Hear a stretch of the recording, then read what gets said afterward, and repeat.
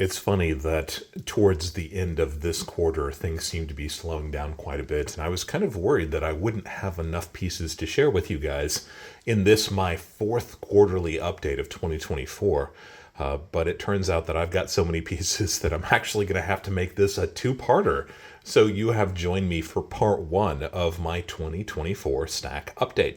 If you are new to the channel, my name is Dub C, and I want to thank you for being with me here today.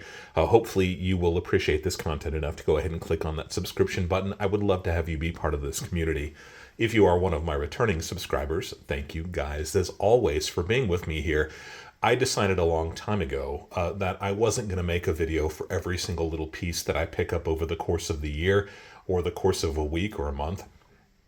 Rather than doing that, I decided that I would make quarterly updates. Now, there's absolutely nothing wrong if you're a YouTuber who likes to make a short video about every piece. It's a nice way to have a little bit of a distraction during the course of the day to find those videos. I watch them, I like them quite a bit, but for me it's just a little bit tedious. It seems like I pick up so many kind of strange odds and ends that didn't make a lot of sense for me to record a separate video for each one. So instead I do a quarterly update. This is the fourth quarter of this year.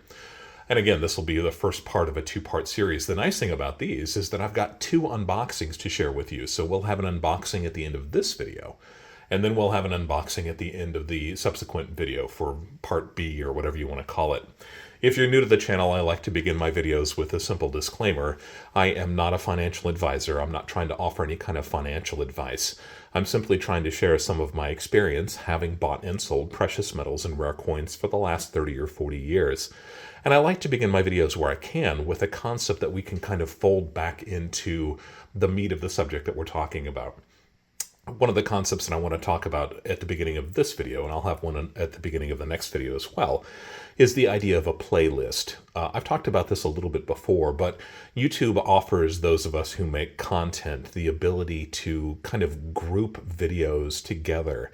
If we have a theme, if we're talking about one specific subject and it goes across several different videos, we can make a playlist where we can put these in whatever order we want that makes sense. And that way you, the viewer, the listener, can listen to these, view them in an order. If you're interested in a particular subject, you can watch all of my videos on that subject. It's kind of a nice option. And if you didn't realize it, I have quite a few playlists, and I try to group them in pretty logical orders. For example, there is my incredibly popular playlist that is about the Mexican silver coinage from the earliest days of the Spanish colonial empire all the way up and through the modern era, including things like the Libertad. So that's a really nice playlist. It's 5 or 6 videos long if you have the ability, and I don't want you watching videos while you're driving, but if you're an on-the-road driver, if you're a trucker, if you are somebody that is taking lots of trips for whatever reason, even if it's just a relaxing vacation with a family, you can go ahead and log into one of these, put them on, and you can listen to what amounts to probably several hours in a row of me droning on and on about one particular topic. It's just kind of a nice way to have a lot of information at your fingertips. I know a lot of folks listen to my videos for that ASMR kind of quality. I have no problem with it. I am delighted that there are people who are able to find at least a little bit of relaxation or kind of stimulation from listening to the things that I talk about. I love that. So if you're one of those folks out there, thank you for listening. Thank you for watching. A playlist, just a concept like that, 5 or 6 related videos in a row. I will be talking about one of those a little bit later in this series, this two-part series. I believe it's actually coming in volume 2 of this series.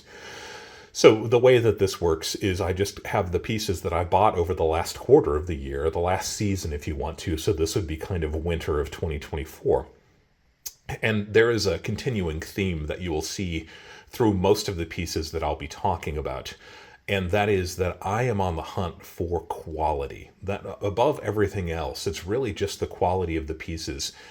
I am past the stage when I find something that is kind of unusual and rare. It doesn't usually do a whole lot for me unless that piece is in exceptional condition, and you'll hear me talking about that as I go through these pieces here. Doesn't mean that you should necessarily avoid pieces that are in less than perfect, pristine condition. It's just that I don't really like stuff like that anymore. I've had it for a long time. I've gotten rid of it. I've cycled out of a lot of kind of my lower condition pieces. The hunt for me really involves going after those pieces that are in really nice condition. Let's start over here on the left here. These two pieces, these two assay carded pieces. And if you saw the video that I did about the kind of Indian holiday called Diwali recently, it's an interesting holiday that is observed by a couple of million people in the world, all around the world, because of the Indian diaspora. There's Indians and Indian influence, people that are Hindu, people that are Jains, people that are Sikhs, and lots of other faiths and tradition all celebrate this kind of conquering of darkness by light. That's really what it amounts to. But the cool thing about Diwali is that are a couple of days in that period of time. It's usually about a week-long celebration. It's considered auspicious to buy precious metals. And I think that is really exciting and a lot of fun. So whether you observe it or not, it's still kind of a neat holiday. And these are two pieces that are kind of traditional Diwali presents that might be given to younger people in a family. These are just small carded silver discs. You could call them rounds, but they are significantly less weight than the rounds that we are traditionally used to. You can see the one here on the left at the bottom says 10 grams. This one is just 5 grams. That's the Hindu saying Om. And that is the Hindu god Ganesh, or Ganapati, the Indian god. The Indian elephant god, rather. He is considered to be the remover of obstacles. I think that's kind of a neat thing. So kind of a good luck bringer. So these are just kind of traditional pieces that you would see in the Indian subcontinent or any area where India has an influence. And these are kind of traditional pieces that would be given. Imagine an entire holiday season that has a lot to do with precious metals. I'll put the link to that video down below if you haven't caught it. I've got some really interesting kind of antique vintage pieces from this era also. I think they're really kind of neat. So I was able to pick these up early in this quarter, and my dealer was kind enough to sell those to me for essentially melt. I mean, what's a 5-gram silver cost? They're interesting, they're unusual, not the kind of thing that I would typically pick up. If you are a fan of the channel, you know that I'm really not a big fan of assay cards at all. But for these pieces, I figured, why not? What the heck? It would be neat to have at least one of these to show in that video, and I added 2 of them, and I didn't talk about the smaller ones, so you get to see these 2 pieces in this quarterly update. A good way to start it off. I've got 3 silver rounds that are maybe closer to what we would consider to be traditional silver rounds in the stacking community, and that each one of these is 1 troy ounce of silver. Now, remember what I said earlier about condition. That's probably the primary thing that I was looking for when I came across these pieces. My dealer gets in continual orders from some of their distributors, but also is constantly buying from the public. And in the case of these pieces, all 3 of these pieces came in pretty early in this quarter as well. Let's start over here on the left. This is a Letcher Mint, Letcher. And I think that fellow YouTuber AGAU Addict, that is Silver Gold Addict, had a piece like this earlier this year, and I'll put a link to them, or I'll tag them in this video so you can check out their content. Great YouTuber. It's just a really cool, very fierce looking, I hate to say that it's kind of Reich oriented, but that's kind of what it gives me the feeling of. But this is a 1 troy ounce silver round. If you don't know what a round is, it is a privately made 1 troy ounce pure silver, generally speaking, vehicle. It's an easy, inexpensive way to buy silver, but it's not produced by a country, so it doesn't have a face value. You would never spend this, even though it does have all of the characteristics that you might expect on a coin, including the date. And that's the other thing that I like about this. You can see the date down here at the bottom, 1974. I made a video recently called the 50-Year Club, where I talked about some of my silver rounds that are at least 50 years old.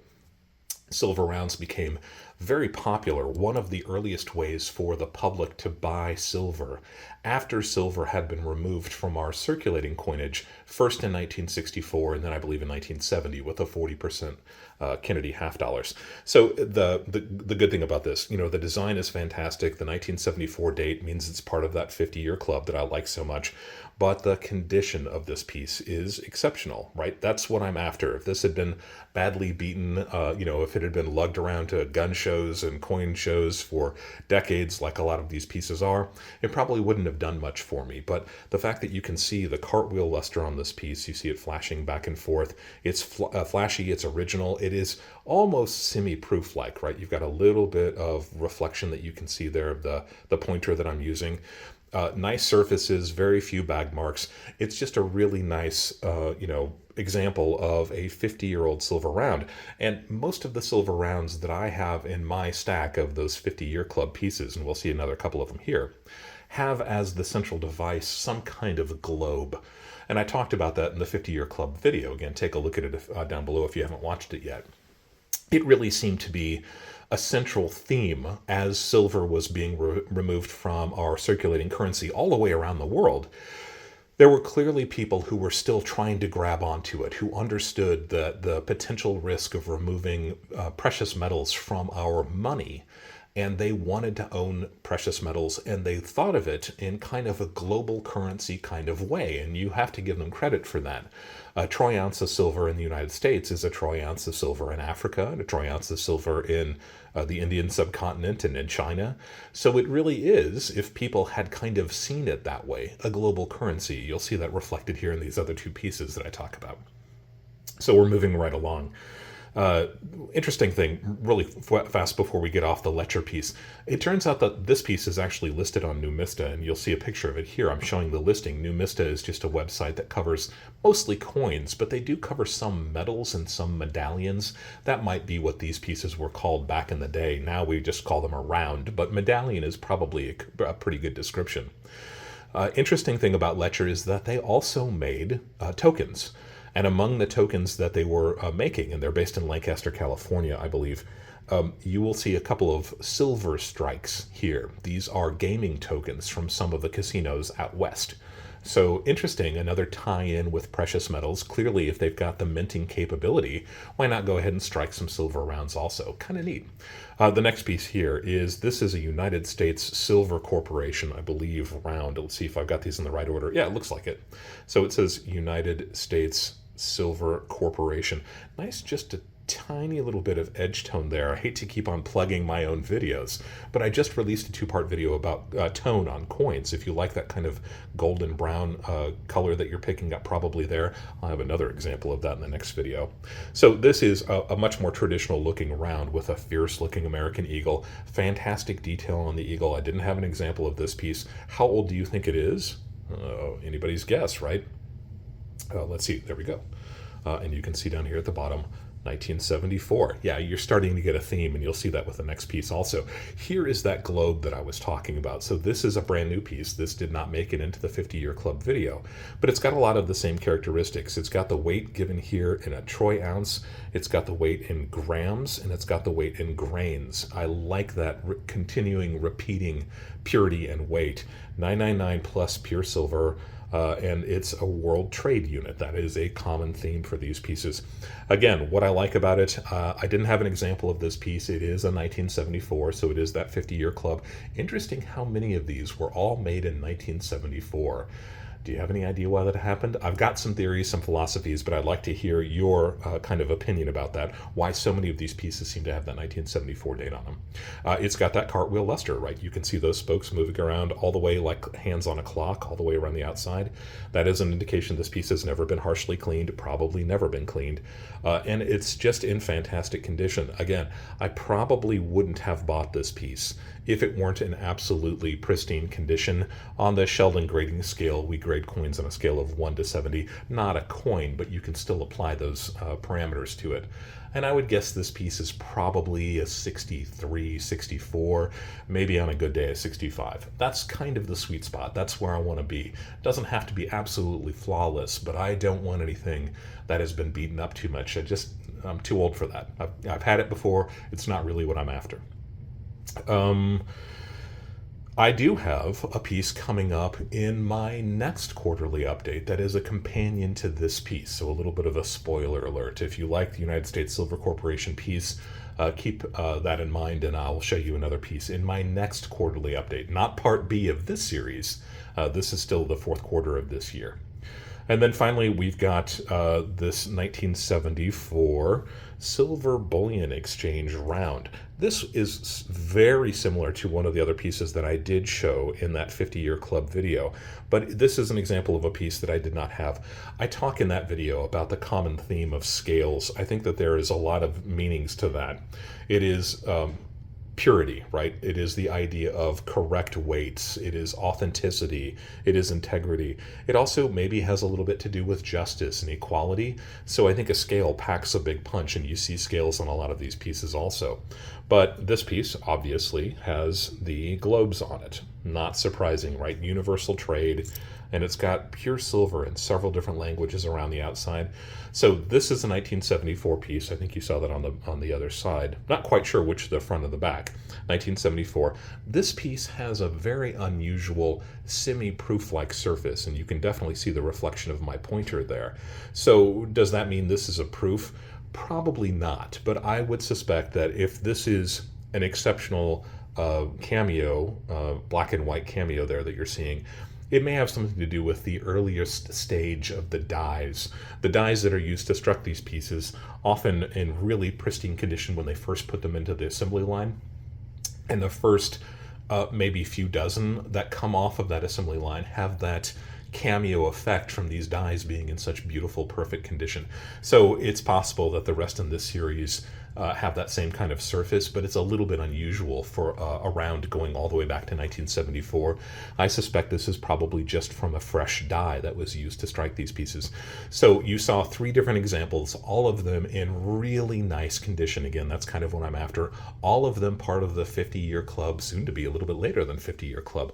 All of them pieces that I didn't have before. There's nothing that's exceptionally rare there. Unfortunately, rounds, there aren't very many rounds that have a lot of value, with a very few exceptions. I'm thinking about some of the pieces that my fellow YouTuber Silverstruck has in his videos. He deals in lots of those early JM and Engelhard rounds. Those are really cool. So these are kind of traditional rounds that anybody would probably be able to acquire, but again, 50-year club and pristine condition. That's what I'm after. I happen to notice that one of my other fellow YouTubers, and I'm not here to drop names today, but why not, since we're doing it, World Money Wins put out a video recently where he picked up some very similar pieces to the pieces that you're going to see in this video.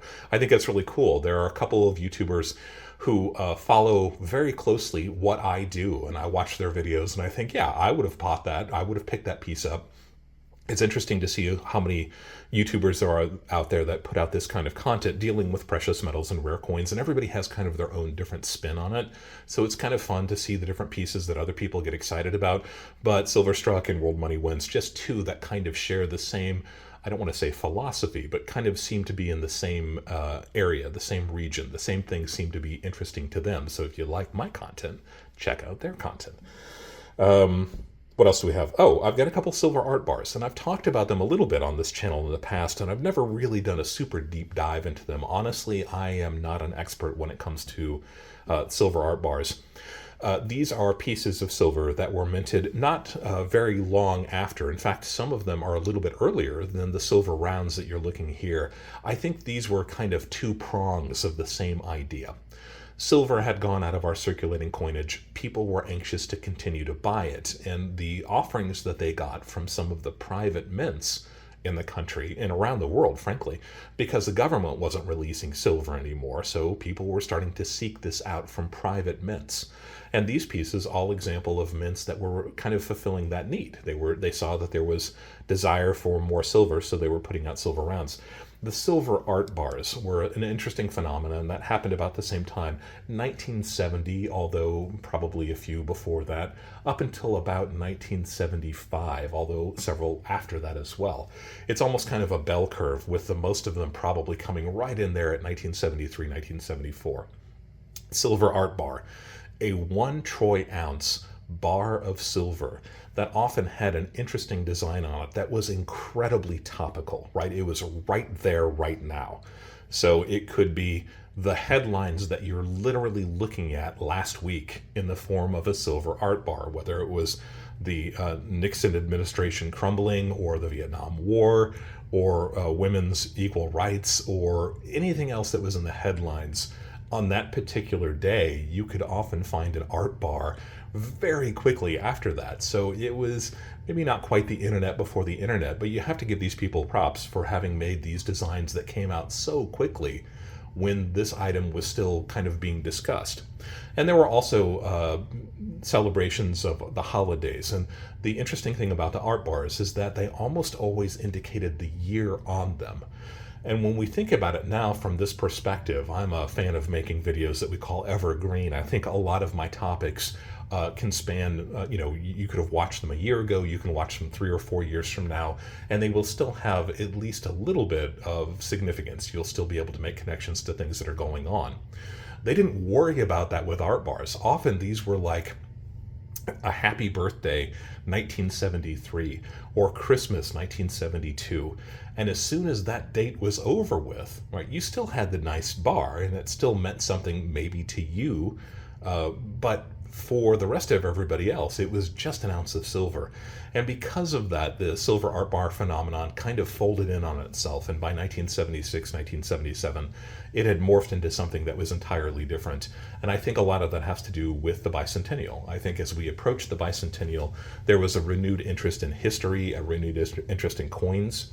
Not so much things that were right now, but something that was maybe in the past. And then the United States government obviously released lots of different metals and tokens and coins, the bicentennial quarter, the half dollar and the Eisenhower dollar with 40% silver.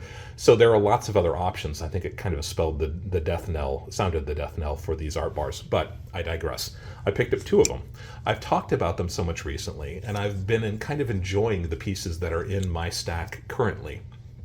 So I went ahead and took advantage of the opportunity to buy a couple of them. So you're looking at 2 of them here. This first one here is a Father's Day, and you can see it bring it in 1973. How specific is that, right? This is about as specific as it could possibly be. After Father's Day 1973, it's a fond memory, but this bar has lost all of its relevance. And I think that's a really interesting aspect of these art bars. They are a frozen moment in time. And for those scoring at home, I've said before that these pieces fell out of fashion after the bicentennial. You could not give these away in the 1980s and early 1990s. These were melted in huge numbers. They were sometimes seen as kind of cringy. They were often kind of corny. This was stuff that your uncle collected. This wasn't part of what you were doing, right? This is Andy Griffith, very, very Andy Griffith, when the 1980s were Miami Vice, right? They wanted nothing to do with this kind of thing. And this is kind of typical of an art bar. But this is a nice art bar. This is kind of a nice sentiment. It's a great design. It's incredibly detailed. Father's Day 1973. And this piece is by the Motherlode Mint. They are a favorite of people who collect art bars. I don't know that they are one of the most desirable bars, and I don't think this bar is especially scarce. You could certainly find examples of this on eBay.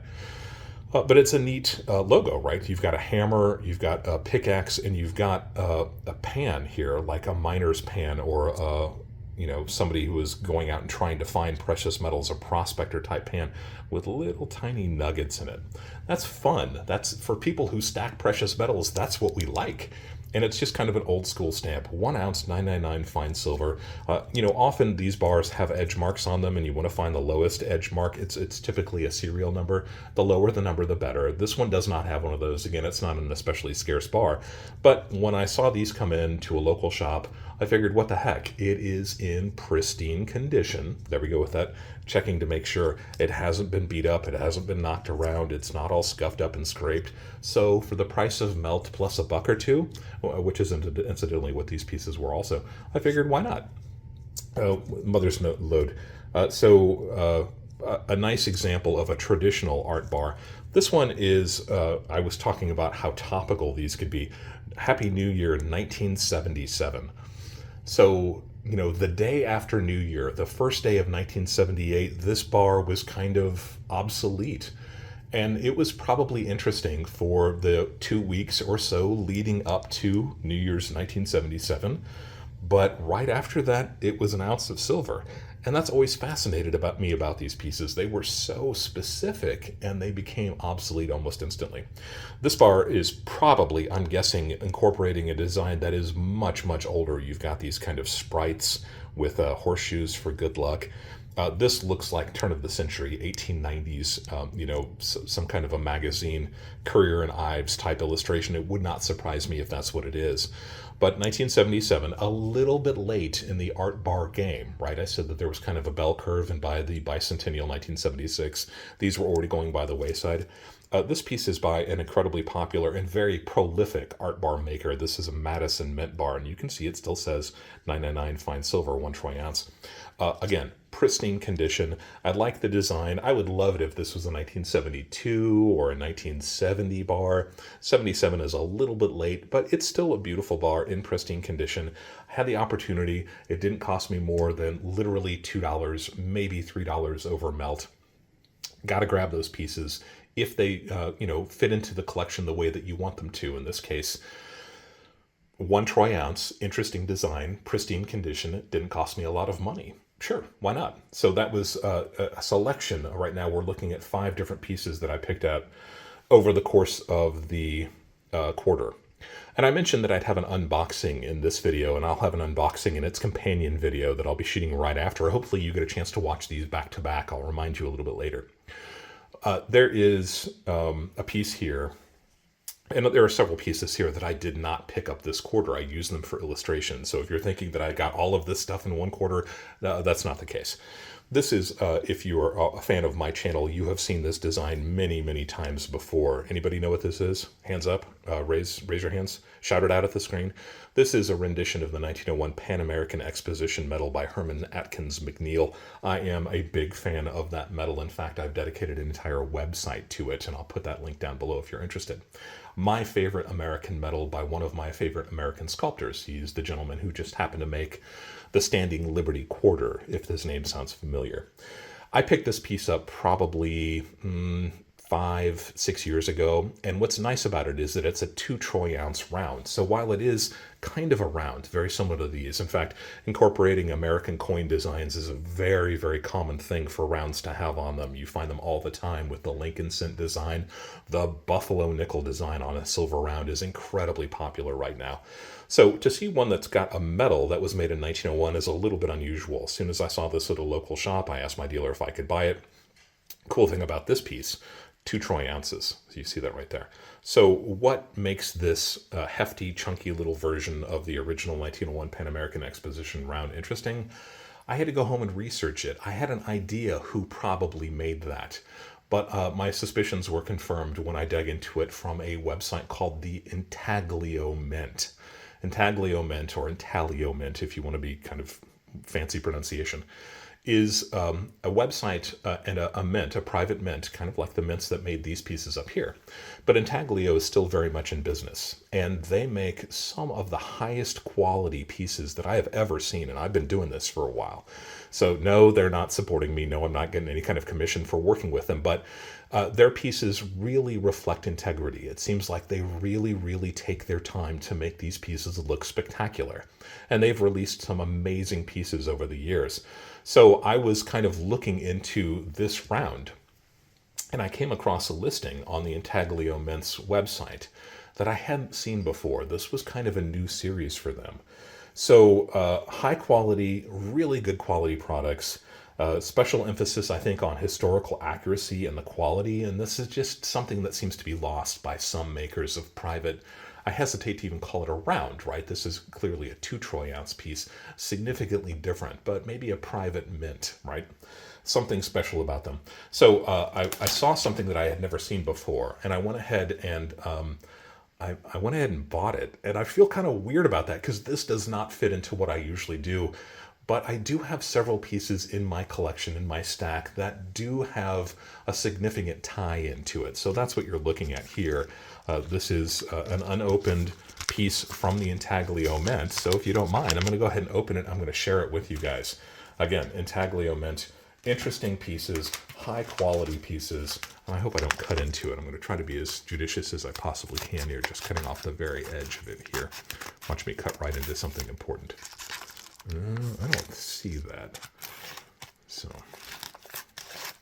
I know unboxings can be a little bit corny too, but I like them. I like to watch them. Hopefully you like to watch them too. So we got the inner envelope there. I'm going to go ahead and stick my thumb in here and kind of wonder if I can just pull that whole thing out. I think I probably can. Once we got this kind of started.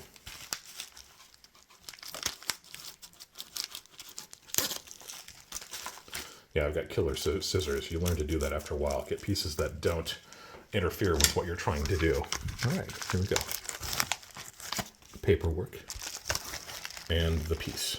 And I'll look at the paperwork and I'll see if it's something that's of interest to you. Now, I said before, intaglio meant really good quality pieces. I'm going to go ahead and, there's a rubber band. This isn't a flip, so I'm going to go ahead and, this is the piece that it came with, the description that it comes with. And I have not yet seen this piece. This will be interesting. So what you're seeing here is intaglio meant certificate of authenticity. This is actually from a small subsection, kind of a small division of intaglio mint. That's called the limited mintage. Intaglio, when they put out pieces like the piece that we looked at here earlier, they're not specifically a limited mintage, but they do run them in very small batches almost at a time. And when they sell out of those batches, it could be months or years before they ever create them again. So while there's not a specific limited number that they make, they are hard to get sometimes, and some of these pieces have become quite collectible. People do seem to like them quite a bit. So this from their special little subsidiary called Limited Mintage. In the case of these, it does actually have a limited mintage of 250 pieces. What is it? This is a 2024 piece dollar struck over an authentic 1964 Kennedy half dollar. Let's take it out so we can take a better look at it. Here's the reverse, and you can see it says Over Strike Series, and it tells you all the information about the original host coin. That's what we would call this, 1964 Kennedy half dollar, with all the different information about it here. And if you're looking very closely, you may be able to see the ghostly images of the host coin. Overstruck coins has become a very hot topic recently. There were people who did them back in the 70s, and I'll make a video about those. And there's a guy who started making them in the 2000s, I think, who became incredibly controversial. In fact, he used this exact design. But it's a beautiful rendition. That's what really drew me to this. Of the 2024, the 1921, however you want to talk about it. The piece dollar, obviously it is significantly smaller than an actual piece dollar, but you can see the host coin here. You can see her nose. You can see that that's John F. Kennedy's nose, and the chin and the jawline all the way down here, the bust. So you can see the host coin. That is difficult to do sometimes. You can see a little bit of In God We Trust going across here. I'm looking at this for the first time with you, so I'm just trying to pick out the interesting things that you can see. So yeah, they actually took a 1964 Kennedy half dollar, which is a 90% Kennedy, and they overstruck it with the design of a piece dollar. So I love piece dollars. I love 1921 piece dollars. I love overstruck coinage. I think it's really exciting. And there's the little intaglio mint thing for it. So they made 250 of these, and when I first saw this, there were about 175 left. You could see the counter as it was going down as people were buying these. And as I'm filming here today, there were fewer than 5 left. So this one is definitely going to sell out, whether it's sold out by the time you look at this video or not, I can't tell. And this is, I believe, one of 12 different coins that they are releasing in 2024. If you missed out on the flowing hair frenzy that happened, I'll talk about that in the next video. They do have an example of the flowing hair dollar, and there are lots of other things. I think there's a Mercury dime. I think that there is a Washington quarter. Lots of other different pieces. You're looking at a screenshot from their website right now. Beautifully done. Fantastic renditions. I have seen so many rounds or counterfeit or likenesses of a piece dollar that are just not very authentic, right? That you can tell right away from a mile away. That's not even close. They did a really nice job on this, considering that this is half the size of the actual piece dollar. Look at that fantastic detail in her hair. How much did it cost? $22. I think that's the actual price of this was like 22 bucks. How can you say no? You know, the silver value alone is now, $12, $13, $14, something like this. A fantastic piece, and incredibly limited to only 250 examples. It comes with the COA. It's a great company that puts out fantastic renditions of some of my favorite pieces, so why not? I had to pick that up. I'm glad you could be here for the unboxing of this piece with me here tonight. If you have any questions about the pieces that we talked about here, I will be going into part B, so hold on. If you have the ability to watch these back to back, that would be fantastic. If you have questions about anything I talked about here tonight, if you've got opinions about any of the rounds that I showed you here today, the Indian pieces, the art bars that we showed, and also the brand new piece that I just picked up from Intaglio Mint's smaller subsidiary that's called Overstrike series from the Limited Mintage LLC. Let me know what your thoughts are. Do you like something like this? Is this ridiculous? Do you get it? Is it kind of fun? Is it interesting? This will definitely go into my permanent collection just because I love piece dollars so much and I love the idea of an overstrike. I think they knocked it out of the park. The images that I saw on the website sold it, and the price, I think they could have doubled the price and they probably still would have sold out. So definitely check them out. If you have suggestions for other videos or video series you'd like to see me make, by all means leave that comment down below. Love to have your thoughts about the pieces down below. Go ahead and look through the comments down below. Let me see if you agree with some of these comments. Do you think everybody else has the right idea? Pick out the piece that you like the best out of this volume A of the fourth quarter of 2024. Let me know what you think about it. If you have not yet subscribed to the channel, here's an opportunity. Go ahead and click on that subscription button. Hit the like button too if you like the video. Hit the notification button. I try to put out new videos every Friday evening, and hopefully you are watching this with me on a Friday. If you're not, mark your calendar for the next Friday. Hopefully you can join me, and sometimes I even go live after the videos. That's a fun way to take an even deeper dive. Say hi to everybody else in the community all at once. It's a lot of fun. Always be learning. And thank you for allowing me to be a part of your journey as we go deeper into the world of coins and physical precious metals.